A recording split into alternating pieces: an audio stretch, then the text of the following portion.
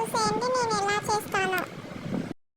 ముందుగా పాలు స్టవ్ పైన పెట్టేసి ఒక గ్లాస్ తీసుకొని అందులో 2 స్పూన్ల పంచదార, బ్రూ చిన్న శాష ఒకటి తీసుకొని కట్ చేసుకొని కాఫీ పౌడర్ ఆ షుగర్ పైన వేసుకోవాలండి.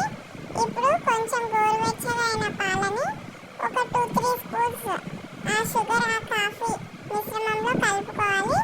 దాన్ని బాగా కలుపుకోవాలండి. దీన్ని నేను ఏమంటానంటే మా ఇంట్లో తిప్పుడు కాఫీ అంటాం మేమంతా. తిప్పుడు కాఫీ మా ఇంట్లో ఈ తిప్పుడు కాఫీ చాలా ఫేమస్ అన్నమాట. అలా తిప్పుతూనే ఉంటామన్నమాట.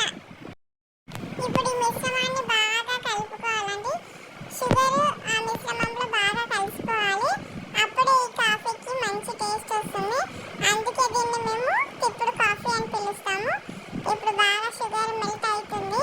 బాగా కలుపుకోవాలి. ఇంకా ఈ మిశ్రమం చూడండి ఎంత బాగా కరిగిపోయిందో. పాలు కూడా పొంగిపోతున్నాయండి. ఇప్పుడు వెంటనే పాలు గ్లాస్లో పోసుకొని బాగా 2-3 సార్లు తిరగొట్టుకున్న తర్వాత టేస్ట్ చేయండి. సూపర్ అంటే సూపర్గా ఉంటుంది కాఫీ. ట్రై చేయండి ఒక్కసారి ప్లీజ్.